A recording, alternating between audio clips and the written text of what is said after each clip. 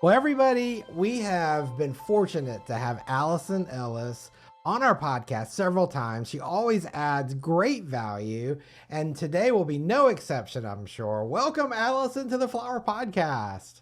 Thank you, Scott. It is a pleasure to be here. I'm so glad to get to talk with you. I would talk with you just privately, so it's fun to talk with you in front of others. So thanks for having me. Sure, it's always fun to chat, and I don't know about you, but I always feel like I walk away and I'm like inspired to think about things differently and to approach challenging situations, and that's the one reason why I just love having you on our podcast. So Thank you. sure. And especially this time of year, there are a lot of people that over maybe the winter, over the holidays, maybe they're flower farmers, maybe they've been dabbling in flowers, and I just really would love to kind of dig into this topic. I know when we were talking the other day, we were talking about this, about if you wanted to add wedding business to your existing business, like where do you start? If you're a farmer that have thought about it, maybe you're a hobbyist, you thought about it, maybe you're a florist and you said, I don't want to have the headaches of a wedding. And you're like, where do you start? And I know that if you're new to the Flower Podcast, and like I've mentioned, Allison has been on several times and has so much great information. We will put links to all those past episodes on her page so you can go listen to all of those, because today we're just kind of focusing in on this topic with the new year. So I appreciate you joining, and just being willing to share from your treasure trove of wisdom. My treasure trove of wedding. How do you book a wedding wisdom? Yeah, Yeah, got it. absolutely. Absolutely. I know a lot of times people don't, well, I'm not sure where the best place to start is. I know there's a lot of times people, have apprehension, they are nervous, they're like, where do I start? This seems like a really big deal. It's kind of nice having these little deliveries or having a farm stand or a market that you do flowers in, but this seems like a much bigger deal. Yes. And I'm kind of curious where you think, if somebody wants to start doing weddings, where's the best place to start? So this is a great question because you hit it right on the head. Like so many people just have a preconceived notion that getting into weddings is scary territory. And so it's not for me. It's too much pressure. I don't know enough. And, I don't know how to do it, so I can't. So that is a place where people start. Then we might get to a place where we realize, well, wait a minute, I'm getting asked to do weddings and I keep Right. having to say no. Maybe this is a sign from the universe that I need to start doing weddings. So if you're lucky and that starts happening, where people do start coming to you and asking you, hey, do you do weddings? The first step is simply to say, well, I haven't, but I can, right? Just Yeah. you can be honest. We don't have to pretend that you're a wedding expert. If you're a farmer florist who wants to add this service, but you haven't done it before, you can be honest and say, it's not something I've done before. I've only done bouquets or I've done DIY pickups, but I would be willing to do that for you. Let's talk about what you need. And then start the conversation to figure out what you can actually provide. Because if you want to provide weddings, if you want to sell lots of flowers in a short period of time, that would be my translation. Lots of flowers in a short period of time, selling a Mhm. wedding, then there are certain things that you need to know how to do in terms of closing the sale, in terms of building that trust with the client so they feel like you get them and that they're going to get what they expect. So those are kinds of things that you'll need to figure out in time. It doesn't just happen magically where you know how to have a conversation where the client feels heard and you're speaking the same flower language. Right. Sometimes you start where you start. And when we build a business organically, the beautiful thing about that is we start where we start. We're honest with the client. We haven't done this before, but we can do it for you. Let's talk about what you want. And then being clear about what you don't do just yet, or what might be outside of your comfort zone for real. Yeah. Well, I'm so glad you put it that way, because I feel like sometimes people get nervous or scared and they think, like they have to know how to produce a Steve Moore wedding or a Tulipino wedding or, Right. Some of these really big weddings. And it's kind of like, no, you don't have to start there, of course. In fact, that would be crazy to start there. It would Right. it would be better, they can be smaller. They can be just personals. They can be just centerpieces. I mean, it just depends on what your client's looking for, like you said, but you don't have to necessarily start right out of the gate, doing these gigantic weddings. So, Yeah. Most weddings are small, frankly. Most yeah, weddings they fit in my minivan, right? For many years, they fit in my hatchback. So it just depends how big your business is, how big your weddings are. But there are a lot of weddings that are just bouquets or bouquets and centerpieces, and they want them casually designed. They don't need, elevated compotes and all kinds of, that might be above, your pay grade, as they say. That might be for the professional florist in town that is trusted, who has done that before.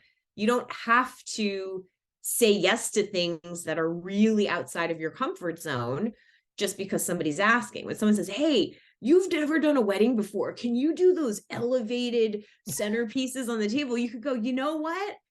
No, not this time, my friend. Not this time, right? But here's what I can do. And then you start to figure out what you can do. And then you can do a little more and a little more and a little more. and I'm sure as you do it, things just have the opportunity to grow organically, which is what's the beauty. That's the beauty of our industry, I think.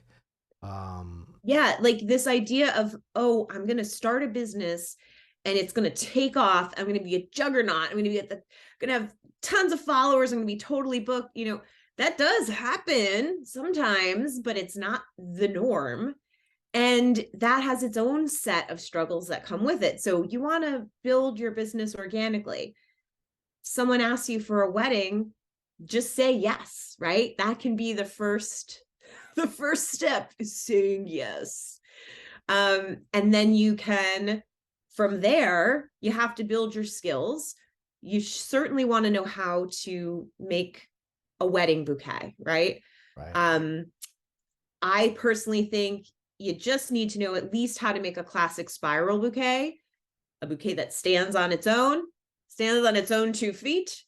You don't need any special mechanics for it. You could use a rubber band, a ribbon, a whatever tape, but that's a must. You really do need to know how to construct a proper spiral bouquet, I think, if you're going to say, I do wedding flowers, because it's the most basic technique and it's pretty easy to learn and it's easy to practice. You could just practice making the same bouquet over and over again 50 times. And now you've just made 50 bouquets. Like, that's how we do it, right? Right. So, you need to have some of those foundational things, some of those foundational mechanics. But then let's face it, most of this is figure it out as you go. I would be lying to you if I said to you, you know what, Scott, when I started my wedding business, I knew how to do a ceiling installation, right? No, absolutely not. We weren't even doing, when I started my wedding business, people didn't even put flowers on ceilings. It wasn't even invented yet, right? We were still dancing to ragtime. Well, and that's really true. And the thing is it's like so many businesses. You don't have to have all the answers on the first day. But So, can I tell you so when I started out in the industry, right, I started in flower shops. So I have all that proper training. I have a degree in plant and soil science, so I know Latin names, right? I speak another language. Just kidding. But I have all the steps. When I had worked for years in flower shops before I finally got to do a wedding. So some people can be florists for many years and not get their hands into wedding flowers Right. because you worked at a shop that didn't seek it out. Whatever the case may be, you just didn't get a chance. Or you had weddings at your shop, but you weren't allowed to do them because they were for the one holy grail designer who does the wedding work, right? So Right. it's, even though you could be in the industry for a while, you still may not actually have that hands-on experience. But so, I started, I don't, it's gonna, I don't know, it's gonna sound conceited, but then it's also not, because now it's like the way we do things.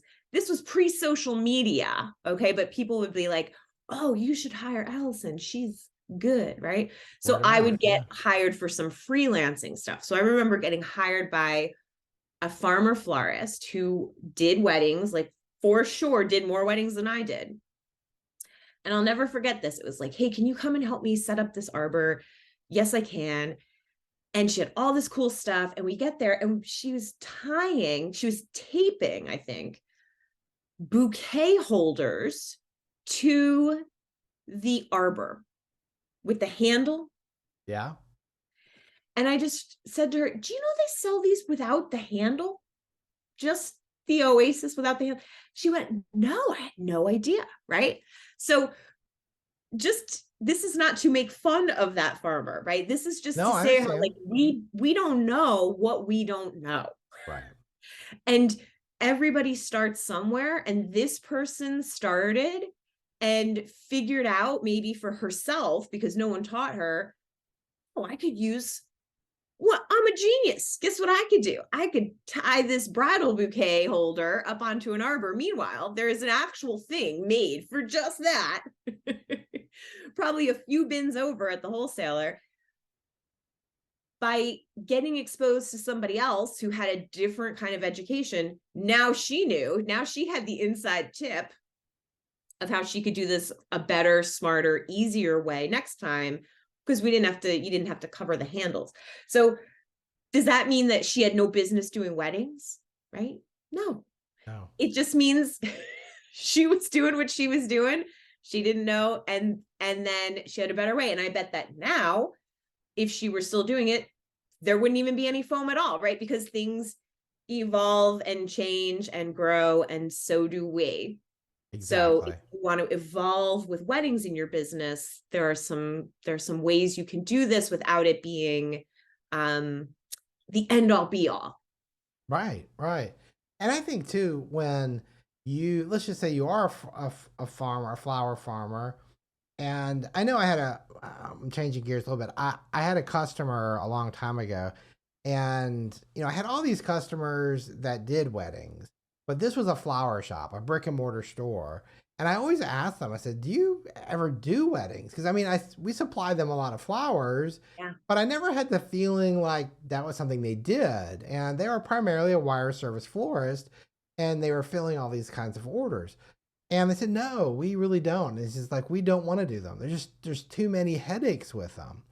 Well, then probably, I don't know, maybe 3 or 4 years later, they started placing these orders. And I'm like, something's changed, because I could tell by the way they were ordering flowers that all of a sudden they were needing these specific things that just felt very wedding-ish. And sure enough, their baby step was having packages that, let's just say was a bridal bouquet, 4 boutonnieres, 3 croissants. I mean, I don't know, whatever it was. And it Yeah. was X amount of dollars, and it was pickup. They had to pick it up, and that's how they started. And so they gradually built a business all around that. Now, I don't know that they ever made the jump to doing big wedding installations, because that became really profitable for them.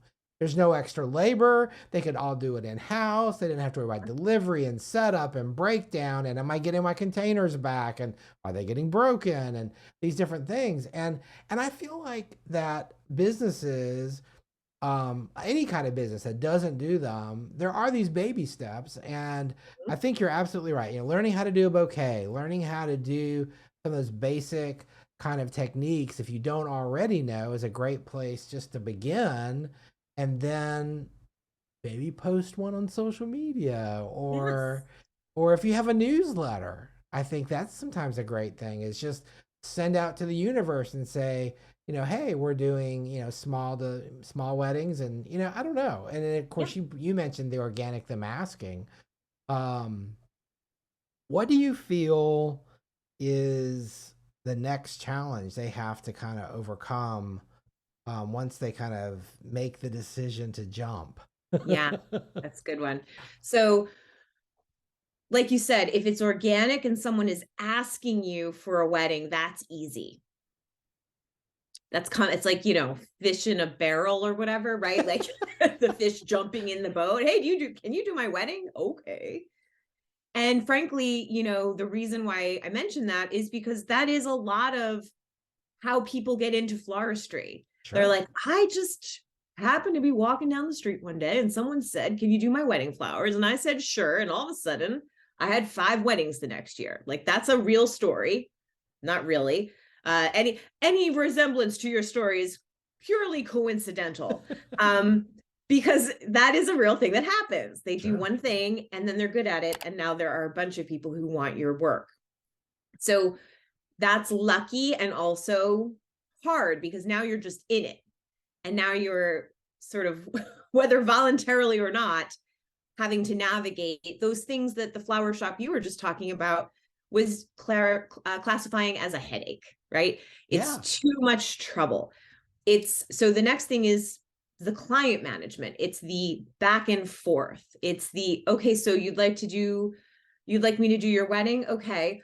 What's the date? What's the location? What's the budget? What's the style? What's the color palette? Do you have a dress yet? It's a whole process that took me many, many years, right, to really get to orchestrate it. As I say, like the choreographer of my customer service. I want to teach them the steps so that they can dance.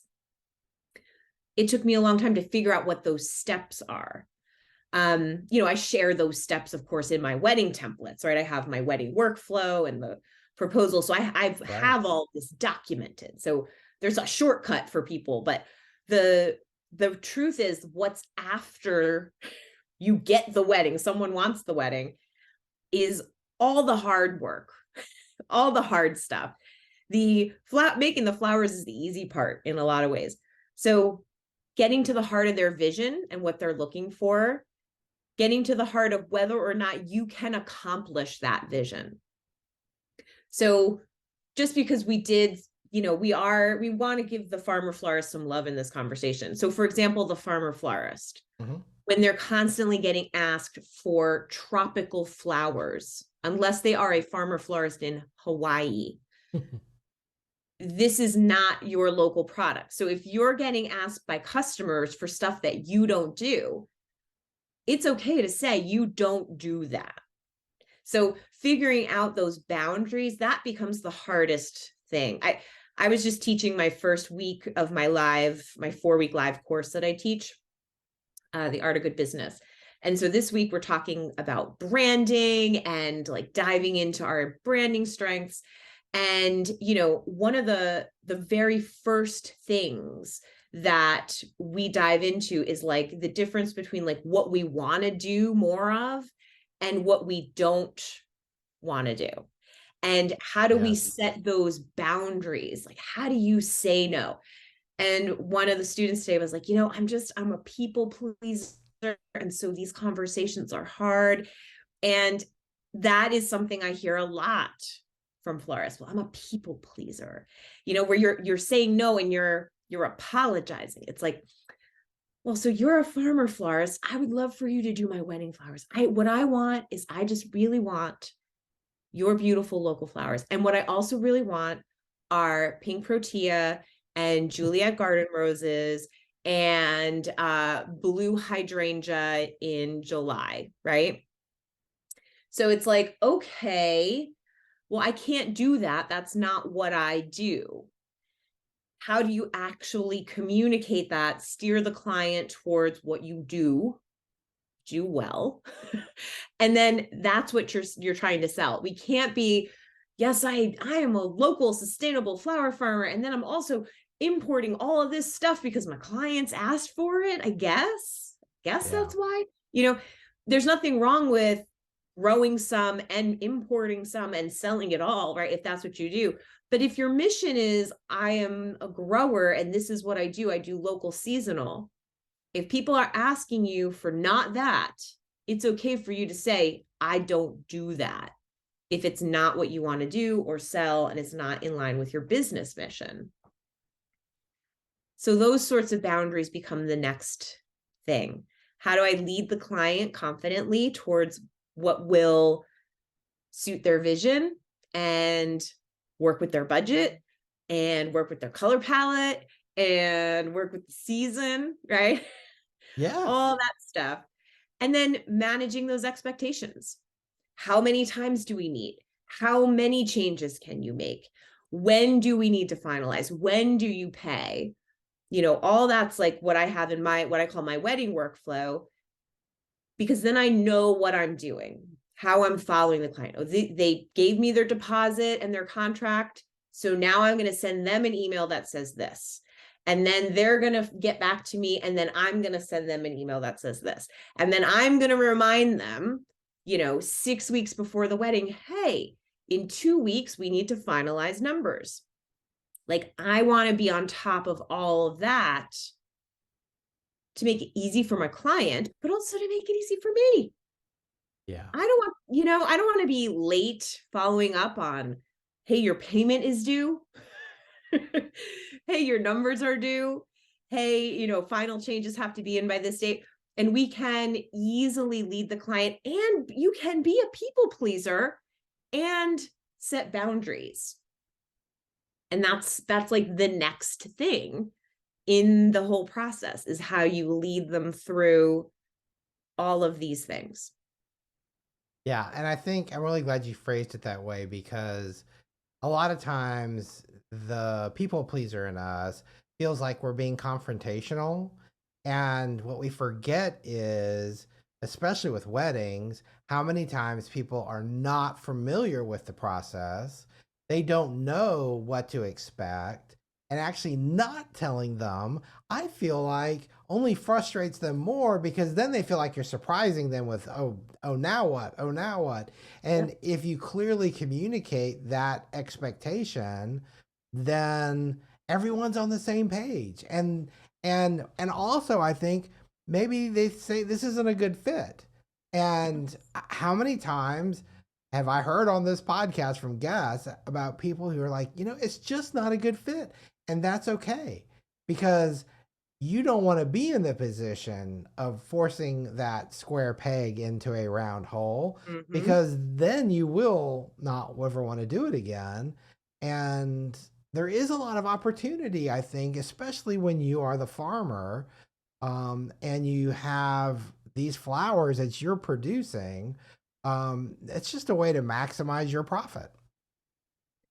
It's the kind of thing where weddings can't be like the end all be all in the business, right? It's got to Right. be, it's great if you're diversified, because then you've got multiple income streams. But if we're shying away from it just because we're like, we're not quite experienced enough, I don't know enough about it, so I can't do it. We're closing off this possibility of maybe doing something that is a great money maker, but also is really actually a lot of fun and makes your clients really happy. Because there is this sweet spot. The idea of the luxury wedding florist, there are a lot fewer wedding florists who do luxury, big, huge events than those of us who do average, normal sized weddings. And then there are people who do really small weddings. And like you said, with the flower shop that you were using as an example, you don't know if they expanded to bigger weddings because they were making money off the smaller ones. Look at your numbers. Your numbers are always going to be the thing that helps you decide whether this is worth it or not worth it. So after 21 seasons in weddings, I can tell you worth it is the column I check with it. I enjoy the weddings. I enjoy my clients. It is still a privilege to get to work with them, to take their vision, turn it into something. I enjoy it still. Sure. Part of why I enjoy it is because I've learned to manage those expectations. I manage my workload, so I don't take more weddings than I can handle. I have taken more weddings than I can handle. And then I immediately was like, okay, so clearly that's my max. And we need to back this down next year. So holding ourselves accountable to improving by measuring, right? Cannot improve what you do not measure. So were these weddings profitable? Do I want to do one a month? Do I want to do weddings, but it is only designer's choice? It is only what I have available in the field. There is no special order. And then there's a very specific type of person that is going to appeal to. Fill in the blanks around what type of person that is. Maybe they have a slightly lower budget because their expectation is also lower. It'll be hard, and it may happen.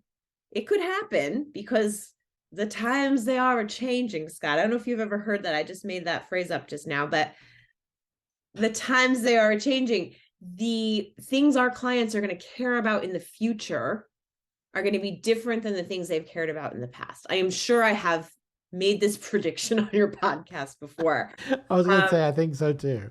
Because it is such an important point that I'm always trying to drive home. What, particularly as someone who has been growing my wedding business for 20 years, what I did 20 years ago can't be what I'm still doing now. 10 years ago can't be what I'm still doing now. So we have to be thinking forward 3 years, 5 years, 10 years. Our customers are going to be more focused on the feeling, on the source, on the environmental impact of what they're doing for their weddings and events than they have been up until now, right? Like I am a child of the 80s where, our fundraising catalogs at school were like, save the planet towels, right? And meanwhile, I'm spraying 5 cans of Aquanet to get my bangs just right. Okay. Like we're a walking contradiction, right? Save the earth, but keep my hairspray. So we're better than that now, right? People are better, and they're only going to get more better. I think that's the proper English. They're only going to get more better at caring more about source and values. And that will become a driving force for their decision making. So we always just want to be thinking about what is behind their decision making. So just to go back to that example I was using, if you say, I only do things for my farm, it's only what's available, no promises, no colors, I'll do my best, but there's no promises. There's a type of person that will appeal to. And they will be an easygoing person. They will be a person who prioritizes something else more than the aesthetic of the flowers. And also, most likely, they will be not a pain in the butt. Most likely, they will just write you a check and leave you alone. Look, I could be wrong, but that is most likely the type of person who will do that. So if you want to offer that and see if you got any takers, you just may be pleasantly surprised, versus someone who says, oh, I do luxury weddings and I'm trying to sell those Harlow stands nonstop, Harlow stands all day, right? We're doing this. Look at how many different ways I'm using these, right? If you want to do, I have Harlow stands on my head, Harlow stands on my arm, but they're versatile, right? They're great. If you're going to do these elevated pieces and you want to attract customers who have that budget, you are most likely not going to end up attracting also those lower maintenance clients who just want something pretty in their budget. So what we're putting out is going to attract our client, and coming up with an offer, right? Like I just said, is that an offer? Maybe it's it's like an invitation, a very merry unbirthday. Yes, we do weddings, but you can't pick the colors, you can't pick the flowers.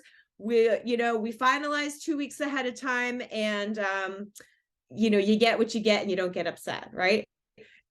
Maybe that doesn't work for people, or maybe, believe it or not, you'll be pleasantly surprised that it does. But you throw out an offer and see what sticks. Yeah. And I think too, you have to really, as a farmer, you have to really give yourself some credit. And you know about when dahlia season is, or you know approximately when your tulip season is, or your sunflowers and your summer blooms, and you know what you're planning. And especially if you're doing summer annuals, you might even have time to plant what you need, or plant a backup for it. And so there are those options. Or if you're friends with your local, your neighbor flower farmer, like there's a community, maybe that's something that you're interested in trying to source through, maybe there's not a collective or something there, but, as friends, you can work together for that. And That's a brilliant idea.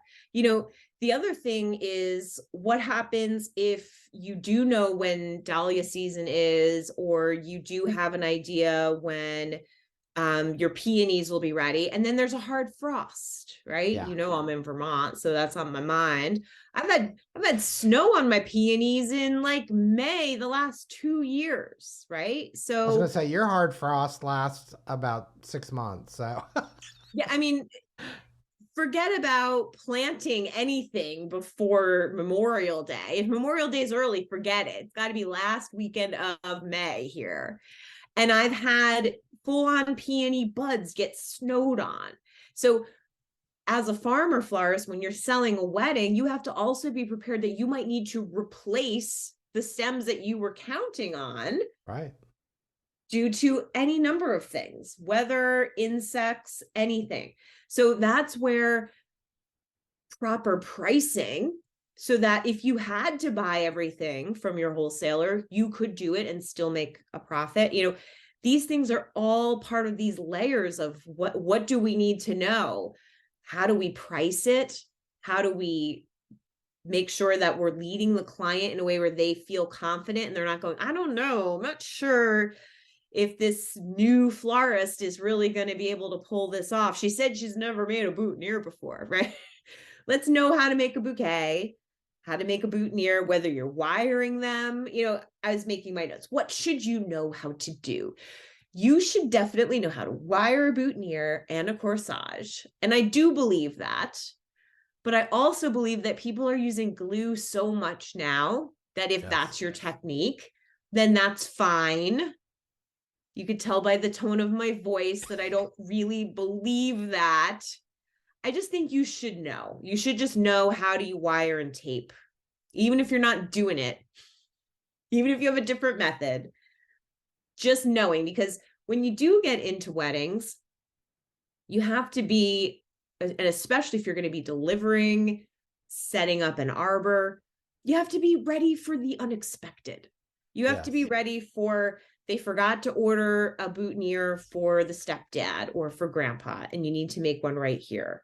You need to be prepared for those little moments, and you can't be like, well, I don't have my glue, or I don't know how to make a boutonniere. You got to know how to just do these really simple things. But really, making personal flowers and setting expectations, making sure that you turn a profit, those are the things that get you in the door and get you started. Well, saying that about profit, and you just mentioned pricing, I think too, it's important to understand the value of what you've grown if you're a farmer, or the value, or if you're buying from a local farmer, understanding that value. And just because you may get it locally, sometimes I think there's an expectation that it's cheaper. And I'm Right. like, well, that's really unfair to who's growing the flowers, because there is, there are places. I mean, even now, I'm sourcing product for Valentine's Day, and I might get, if I'm trying to buy US grown wax flower, for example, I know that if I get it from here, it's going to be different than from here, Yep. place A, place B. And there's variation. And it's important to know that everything is not equal, but at the same time, don't just because something's local undervalue that. And so, but if you're a farmer, I, one of the things because there were times when we were growing flowers and we did weddings, and it's just so easy to say, oh my gosh, I need 5 more hydrangeas. Let me just run out there. I'll just cut them. And then, like, did we really cost that into the price of the wedding? No, we didn't.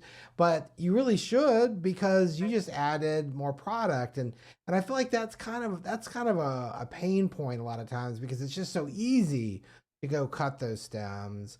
How I guess the question comes in planning, stem counting. How do you plan when you haven't done a lot of weddings? How do you kind of start to guesstimate what you need so you can plan? Yeah, no, that's so when it really comes down to valuing your flowers, I think it's so important to understand. I mean, this is where my flower math comes in, right? Like you're Right. like, you mentioned pricing. I'm like, oh, did I mention pricing and profitability? Um, but that's where I'm always focused, right? I'm always focused on how do you make sure you're maximizing your profit and providing value to the client, because that people pleaser thing, right? That kicks into gear. Is it full enough? Is it big enough? Are they going to like it? If I know that I've done my math and I know that I've provided the value, I can alleviate that worry by going, whether they like it or not, it's to value, right? Right. I know I have provided them that. I'm not ripping them off. And I think when it comes to like farmer florists who've taken my flower math course, I added a little section in there exactly answering this question you asked, which is, so maybe they're not buying these flowers, but how do they make the recipe? And the way I think of it is you just need a placeholder for the different types of flowers. So if you know that you're going to have verbena and celosia and zinnias at the same time, and you're also going to have, I don't know, maybe you've got your baptisia coming in to bloom, and you've got some snapdragons in a high tunnel or whatever, right? You know what you're expecting to have. You can start to build a recipe thinking of those flowers. You know how much you charge for those. So how many of each of these stems at these prices can you fit into this bouquet at this price, knowing that you're getting paid for your labor and your stems, making the whole process worth your time? You could easily spend an hour on a bridal bouquet. You Oh could, yeah. some people spend more because they futz around with it like 80 times because it's never good enough. Can't be. If I haven't made it 6 times, it's not good enough, right? Um, I tend to try to make things once. Sometimes I'll make them 2 or 3 times. If I'm struggling, I might make it a bunch of times. But whether it's 1 time or 10 times, you got to be paid for that time. So your actual design skill has a tremendous value. The time that you're spending thinking about this wedding, looking in on the flowers, testing them, right? All those things you're Right. doing is part of what you're getting paid for. So at the very least, I think it's important to understand how to price properly. What are florists charging? So you know the difference. Well, if they went to a florist, this would be 50% more. They would pay 50% more. Or I charge the same as a florist because I do have the skills and I do have the knowledge, and my customers are happy with what I'm doing and they're paying me. So why wouldn't I? Right? I've already proven I can collect this. So everyone's got to figure out where their lane is. But if you're undercharging and undervaluing for the stems, look, I think if you are a grower, the beauty is you can go out and cut those 5 more hydrangea. I'm like, oh, where will I find 5 more hydrangea? I don't have it. So I can't click my heels and be like, oh, there's no place like hydrangea. It just doesn't happen. But you have that beauty. Just make sure you know, okay, I've got this privilege. I can go out here and cut these 5 stems, but I need to charge more next time because I needed 5 more stems to pull this recipe off. Or, again, as long as we're measuring, so we always have the lesson for next time, because that's 5 fewer stems you could sell. How much would they be if you sold them individually? Make sure you're really clear of what you gave away. Yeah, that's a great point. Making those notes in your recipes for next time so you have better stem counts. I mean, that's part of the learning process, that evolution process of all of that. And the other thing that you kind of touched on that I think, being that I have grown flowers, is knowing where the market's at.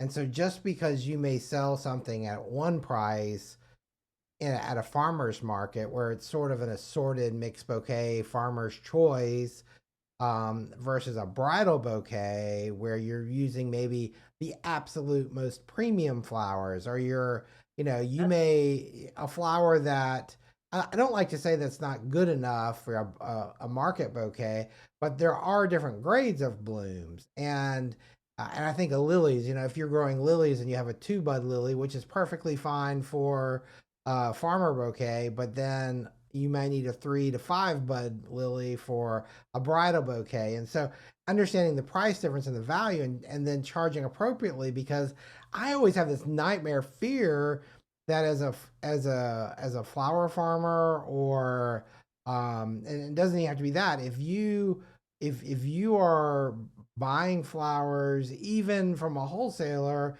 and you get an added value because you bought a box of it, making sure that what is the highest price, if you had to go buy more or if you had to go cut more, what is that price really worth, so you make sure you get that higher value for it. Because I think a lot of times that's my biggest concern, people leaving money on the table, Yeah. because they're used to selling it at one level, and that's kind of a cash and carry situation, or a CSA situation, versus the service you're providing. Yes. Sometimes you're babysitting those. Let's use lilies as an example. You're like, how do I get them to open? Am I making a little chamber out of a plastic bag to try to create some heat for them? Am I bringing them in and out of the sun? Am I bringing them in and out of a greenhouse? Like, the more, how many people have brought their lilies into their bathtub, right? Just trying to, can we create some steam for these, Yes. all of that is what you're getting paid for when you're taking on the responsibility of a wedding.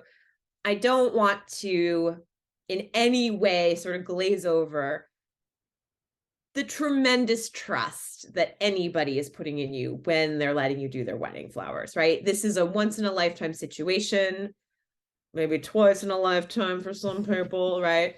But in most cases, this is something where it is such a big deal and they have never done it before. And you are, as I like to say, you are the chosen one. You are chosen and trusted to do these flowers. And so it's really incumbent upon us to know what we're doing, to make sure that we're not biting off too much more than we can chew so that we can actually deliver. But also just, as someone in the floral industry who talks to florists, who, has a Facebook group where just today, right, someone said, a client wants to pick up the arbor flowers instead of having her drive a couple of hours to set up and do the arbor herself, right? And what do we think of this? Drum roll. Oh, let's see. Yeah. But there's a little mix of opinions. But of course, it's easy to go, well, I would never do that. A client can't put flowers on an arbor, right? That's the florist's job. And then you could say, well, of course they can put the flowers on themselves. We do DIY and pick up and blah, blah, blah. So Right.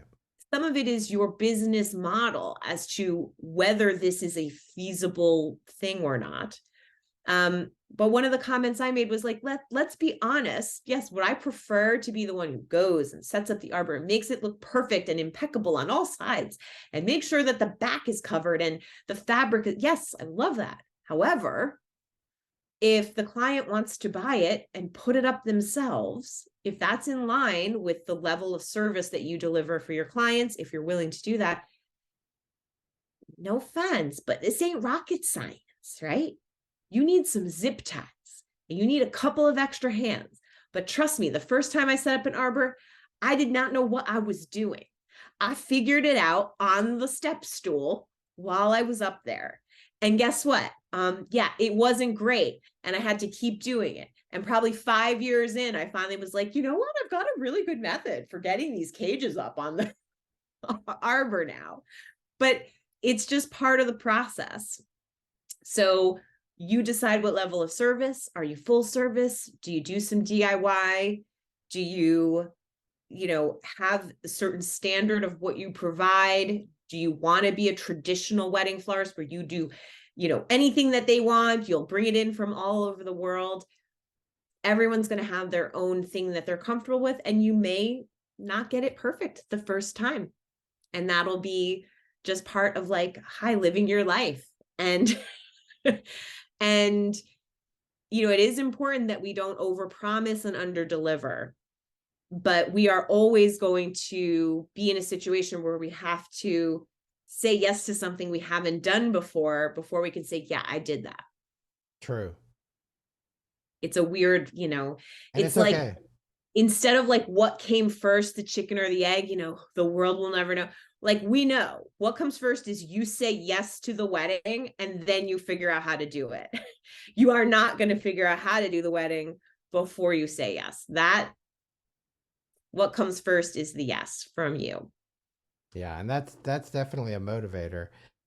I know that you had posted on your incredible Facebook community that we were going to have this conversation, and there was a couple things that I'd like to kind of hit on that note. I know, is it okay? We can edit this out. Is it okay if I mention someone's first names? I think so, yes. Okay. So one of the first comments that I saw that I kind of hit me was Kayla's, and she was asking about her, transitioning her business to primarily local, only local product. And it was interesting. One of her questions revolved around rebranding. Does she need to rebrand her entire business, or is this kind of a new added benefit of that relationship? I'm so glad you brought this one up because I thought this was a great question. I think it kind of goes to what we were just talking about a few minutes ago, right? Where are our customers' heads going to be at? Where's your head at? That's what I want to think about. What's the future that the client is thinking about? If this is in line with where you want to go in your business, Mm-hmm. I want to be more local, and then your why, really digging into that. Why do I want to be more local? What is it? Then it can start to bring in the other pieces that start to align. Well, the reason is because I care about the environment. Okay, so then what other things do we also do? Or the reason is because I want to support local farmers. Like you were saying with the local flowers, people might think, well, they should be a lower price. What happened in my mind is when I sit down at a restaurant and it says locally raised beef, Thank you. I know it's more expensive, right? I expect it to be. So some of it is the branding, right? But some of it is also just where people are at in terms of what they value. What animals value, flowers less, right? That is sort of the way that people might weight things. But again, thinking about your business, your future, your clients, if you want to move in this more local, sustainable direction, do it organically. If a rebrand needs to happen, a lot of times people feel like they need to rebrand. sometimes just because it's like you feel like you're better than what you look like right now. And you're like, I just need a rebrand. It's kind of like, I just need a haircut and everything will be fine. But really what you need is to just slow down and think, right? You just need to slow down and think, oh, you know what? Actually, I don't need a haircut. I just need to like move my part a little bit, I need to comb it. I don't need drastic change here. All I need to do is just lean into what's already happening. So if that's the direction you're going in, just keep leaning into it and just see where it goes. But to me, a rebrand means like we are doing all brand new everything. And we have whether it's a new name, a new look, a new color palette, like I would never rebrand unless I had to. It's a lot. It's a lot. And it's pressure for yourself that you're saying, I am now something new and better, instead of just being new and better and just showing up as new and better. And then your brand is just known as that. And there's no anything. It's just who your brand is now. Yeah, and I think sometimes when I think of small businesses that are still, evolving and growing, and sometimes it's not as much about rebranding as it is just getting your brand out there, just, being more outgoing with it, and, knocking on doors or sending, just the marketing side of it. Yeah. I know a lot of times, I know one of the questions too I saw, and I think it was Liz maybe that mentioned, how to market, how to market this product. And you kind of touched on it, I think, actually, when you were referring to the restaurant situation. But, when you are, what are the points that you feel like are the points that move the opinion of people about the advantages of, locally grown blooms? I know a lot of times we think like it should be obvious, but I don't think it is. I agree with you. I don't think it's obvious at all. It's so the branding and the marketing piece. What you said is so right on. Like we got to get back to knocking on doors. We have to we think that we have a megaphone because we have social media. But it's a megaphone that is, not actually being heard, not being seen, not being served. So we think we're like, I have fill in the blank number of followers, right? Whether it's 300 or 5,000 or 38,000, right? Whatever that number is. So I just have announced something because I posted on Instagram. But meanwhile, you have not actually announced anything. You have not engaged with anyone. It is knocking on a door might get you more dollars in your pocket than that post. So really think about, how do we go back to the grassroots of reaching ideal customers? Branding, I want to touch on for a second, just because it's in my head. It's what I was talking Sure. about today in my live session. Your brand is what you deliver to your customers. Let's say that again. Your brand is what you deliver to your customers. So if you say you are like a luxury floral designer, but your customers get late email replies that are only written from your iPhone, that's not a luxury experience that you are delivering to your customer. So always, at the end of the day, what your customer experiences is what defines your brand. What people say about you when you're not in the room is the short way of saying it. So when you're branding, when you're creating your business, when you're carving your niche in your business, the thing that you want to always focus on is just what is it that you deliver? What is it that customers actually get? Not what do you say you deliver, Yeah. but what do you deliver? And so if you're doing locally grown flowers, if your flowers cost more than the farmer next door or even the flower shop down the street, what else do you deliver? What else do they get? That's what they're buying into. Yes, they're buying into your story. Yes, they're buying into your cool packaging. Yes, they're buying into where you're associated, right? Where are you? Are you at the expensive market? Are your flowers at the deli next to the expensive grass-fed beef? Because then you've got that captive audience that already prioritizes this thing. And so this thing seems important too. Or are you, again, you're competing someplace else where the people don't see your value, you might not sell as much. So where you associate has to be related to who you serve, and who you serve has to be somebody who wants what you're selling. And these things, there isn't the one before the other. They go together. You offer something and, no one wants it. And then you have to come up with something else. And then, oh, they do want that. Oh, they want that, but they want it differently. They want it a different day. They want it bigger. They want it more all one color, whatever it is. This is what they want.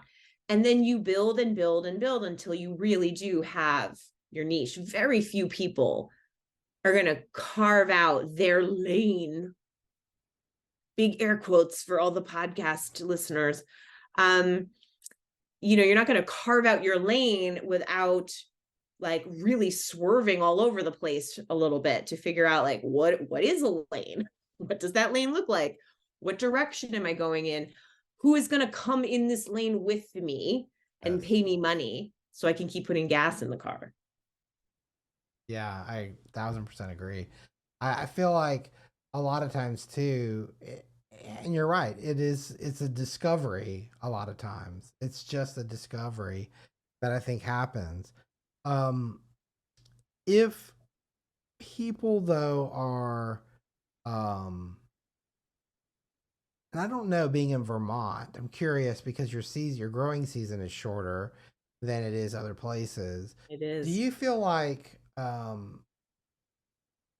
do people ask you when you do weddings for local product, or do they ask if you source things locally? They do not ask as much as you would think, to be honest.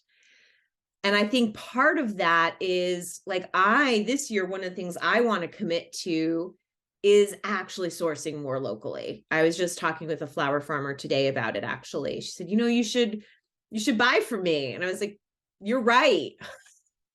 I really should. And the only reason I don't is lack of organization and spontaneity on my part. I know how many stems I need to fill my order, and I just order from a wholesaler. That's really the truth. I did not come here to lie to you today. Even though I like the idea, and I for years have been saying, I want to buy locally, and there's a couple of different farmers that I have in mind that I want to buy from. I don't actually have the capacity to go to 4, even 3 different locations, like my wholesaler, because I'll definitely need to go there. And these other, that just even saying it out loud, I'm getting stressed. Like, where will that time come from? Where will I get 2 extra hours, probably at least a week to do that? But I think when I get really focused on, but do I actually care about this, right? When I get introspective, where are my clients going to be? What do I want to be known for? What do I want to deliver? Who do I want to support? That's what I want to do. So I have to consider it worth it. I have to be like, you know what? It is worth the extra time to get this local, special, different, whatever, however I want to describe it to myself or my client. It's worth it for me and my business to be aligned with this sort of effort. So that's sort of a new approach I'm going to have this year is hello, my name is Alison Ellis, and I spend more time than I need to sourcing flowers, because it is actually going to put my business more on track with where I need to be in the future. The future is now. I also just made that up just now too. The future is now. Well, the thing is I'm glad to hear you say that, because I think a lot of times we put off those changes that need to happen, or like you said, in the future, they're coming. These changes are coming. And as more people are growing flowers, as more product locally is available than ever before, which I'm excited about, then the demand will become more. I mean, I know that on social media alone, there's a lot of times where I've had people ask me, like, do I know any local farmers in this particular area? Because they're having a hard time sourcing locally. And they may not have had that first initial thought, but they're getting requests from their customers, their clients, their wedding clients. We are going to be getting that, because if the clients value local food, which they do, my clients definitely do, we're not that far away from them valuing local other things too. I certainly did. When I got married, I cared about, who made my dress, and I cared about who we hired for the musicians and I cared about all of that stuff. I cared about who I was hiring, the people behind those businesses. It was a big deal, right? It was my wedding day. It was a once in a lifetime, right? So I just think that is how our clients feel, and we want to always be thinking forward. So if you are a farmer florist who is wanting to offer weddings, if there's something holding you back, and it's the lack of wanting to get into the traditional wedding business, then don't get in the traditional wedding business. Get in the way you do wedding business. Yes. And, the more of us, whether we're home studio or flower shops, if we can support more local growers, then we can be pushing the whole industry, like you said, in that direction where we're elevating the types of businesses that we want to buy from, and we're becoming the types of businesses our customers want to buy from. Right. And I think and it's so much more than just environmental. I mean, and I say just, but that's a huge thing. It is. But there's also sometimes the diversity of product that's available is there. Sometimes I feel like the fact that you keep your money in your community is a big thing for some people.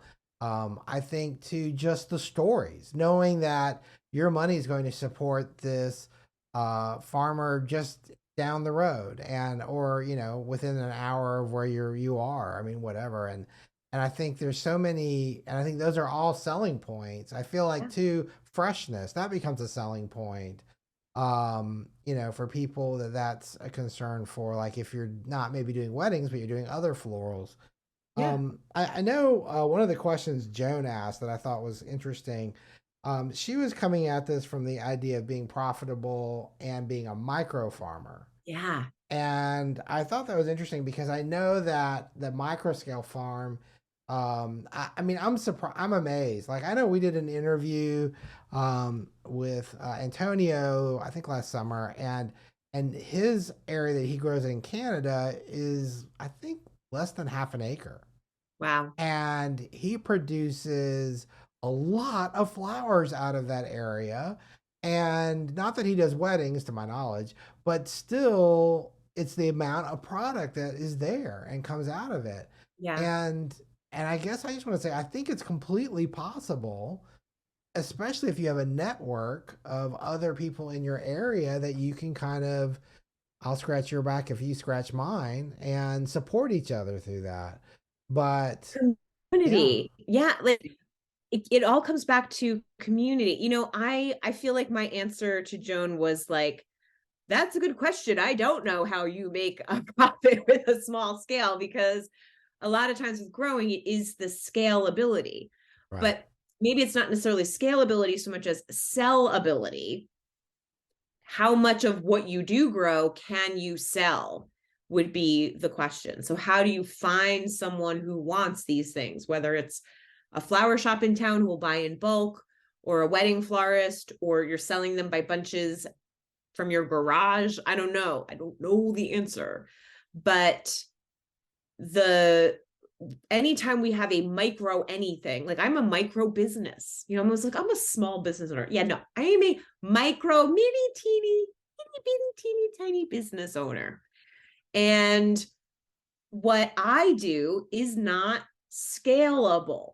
I would need to do something different if I wanted to scale up. And that's kind of the deal with being a micro, just growing a little bit here. How do I make it profitable? Real truth, yeah, might not, because you just might not have enough to sell to make it profitable. There's a certain amount of input that's going into this thing, no matter what, whether you sell something or not. And then if you don't actually know that you have a market for what you're buying, you just don't know that you're going to be profitable. So it is sometimes we got to do a little bit of it because we just love it. And if it turns out to be profitable, great. But if you're doing it for profit, then we need a plan of what are we growing? How much are we selling it for? How many do we need to plant? How many, like all kinds of things that I don't know about, Scott. I have worked on an organic flower farm, and I know, just like I know about WordPress, just enough to be dangerous. But there's a lot of input that goes into, you know, just starting the plugs, buying the plugs, or starting from seed, whatever you're doing. All of that goes into those initial costs. So I don't know how micro and profitable, those are tricky. The way micro becomes profitable is when we sell something at a really high price and we don't sell a lot of it. True. Not always so easy to do. True. And but I think you right there just really hit the nail on the head too, because I feel like, if you can make more money per square foot, I'm just going to say peonies, and peonies aren't always the best example. Per stem, it's a great value, but you don't get to turn on that square footage because they Right. may only bloom for 2 weeks, maybe 3 if you're lucky. And the rest of the year is the rest of the year. Where if you have things like sunflowers that you plant and then, every 55 days you're or whatever, depending on the variety, 65 days, you're harvesting those stems, then, you have a turn, you're turning, and you can get a decent value. But the thing that I think is important is when you have a micro farm, I believe if you have a way to sell that product at the highest possible value to get the biggest return for your input, like you said, I think weddings can be a great way of doing That's it. that, because you're able to make the money that you would sell to a florist. There's that money that you're getting to pocket. Then you have the money that the florist would sell to that client. That's money you get to pocket. And just understanding the markup and what the value of the flowers really are, I think that might be a way to kind of help do that. But I agree with you, though. It's really trying to make the most of what area you have, and sometimes it's easier depending on what you grow and all that. But Yeah.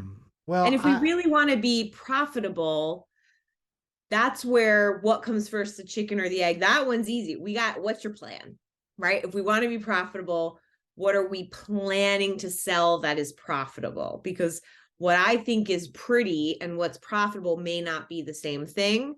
So that's where, if it's about profit, we need a plan.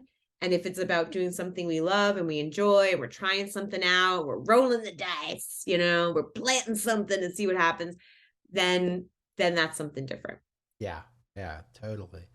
Well, Allison, this has been great, and I know we're running a little bit long, but I saw today where you are hosting a workshop. I saw that on social media, Yeah. and I thought that was really exciting. And I know, having been to your part of the world last summer, there is a ton of people up there that would love to hear about it. So tell Tell us what it's all about.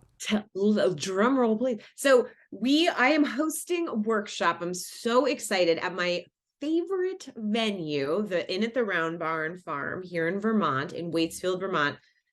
Francoise Weeks said to me, "Hey, do you want to host a workshop together?" And I said, "Yes." So this came together. I don't want to say super quickly because it kind of slowly started and then it was like, boom, we're in action. So Francoise asked if I wanted to host a workshop. I said yes. And I said, you know, who would be great to complement what we teach is Phoebe Robinson Higgins from Pop with Phoebe. So Francoise is known, of course, for her woodland designs, and now she's doing the sustainable woodland designs. Anytime I do anything with Francoise, I don't know, it gives me this It's tingly, amazing. buzzy, right? Like creativity, juices flowing. I don't know. I see the world differently. And that sounds a little dramatic, but Not for Francois. no, like if anybody's studied with Francoise, they're like, yup, she's right. That is what happens. You do walk away feeling like you see the world differently. So that's exciting. And then what Phoebe teaches is how to pop up. So how to be a flower shop for a day or two or a weekend at, a local coffee shop or another type of retail outlet. This would even work for a farmer's market, is what I think personally. I think there's so much potential in what Phoebe teaches, but she teaches you how to create excitement around the fact that you're going to be selling flowers for a special holiday or event, how to get how to be your own hype woman to get your people excited, how to pre-sell, and then how to really create an amazing customer experience during your pop-up. So it's something that you can take with you anywhere. Yes. I think it's perfect for that micro grower. Like I said, I see potential for this at farmers markets as well. And then, of course, I teach about weddings and pricing. I'm going to do one-on-one business coaching too, so everyone gets a little one-on-one attention. So the idea is by the time you're done with this, you've got all these tips on being sustainable in your design, having that woodland, again, new perspective on how to see the world through Francoise's eyes. You've got a new income stream potential with the pop-up shops. I know I've tried a pop-up shop in the past that was a tremendous failure. I had no idea what I was doing. I had 2 customers and I never tried it again because it was so abysmal. And I spent all day standing in my garage just in case someone came by the studio. And Phoebe takes all that away and turns this into I don't want to say no brainer because there's some brains behind it, but a formula for how you make your pop-up profitable, and then how to sell weddings, how to make sure you're maximizing your profit, how to, like you said, market your business to attract the right clients. We are going to have so much fun. So it'll be 2 days. I'm going to pay for everybody's meals. It's going to be people sometimes go, I'd like to do a retreat workshop. And I'm like, you kind of can't, either I'm retreating or I'm businessing. I can't business retreat. That can be hard. It is, because if you're inspired and you want to be in work mode, you can't also then be and I'm retreating. But so the closest I felt like I could do is make it so everyone gets really yummy, delicious, again, local chef prepared meals. And we're going to just really buckle down and have a great time for 2 days here in Vermont in April. That's great. Wait, yeah, what are the dates? You said April. Yeah. April 17th and 18th. And Okay. people are invited to come on the 16th. I'm going to host a little welcome reception. So, And how much room do you have? I mean, is it I know it's a small group. How many people? we're going to max it at 20. So no Okay. more than 20. Okay. We have So, 18 seats right now left. So okay. yeah. Good. Okay. Well, I know this. Both of them, obviously including yourself, have been on the podcast. Phoebe, I feel like if, especially given today's topic, if you're interested in getting into the wedding business, she was able to really take pop-ups and really parlay that into a very successful wedding business too. And Yes. she, I don't know, it's a great story. And I think that's, I wish I had time in April to come up there because I would love to come to this just for all of it, but I can't. Oh, it's so bad. But anyway, We'll have to get together in person sometime, Scott, and just we'll do like 3 well, full days of just talking flowers I at least. know, nerding out. Is that what you said earlier? Anyway, so anyway, Allison, as always, thank you so much for being on the Flower Podcast. Thanks so much for having me.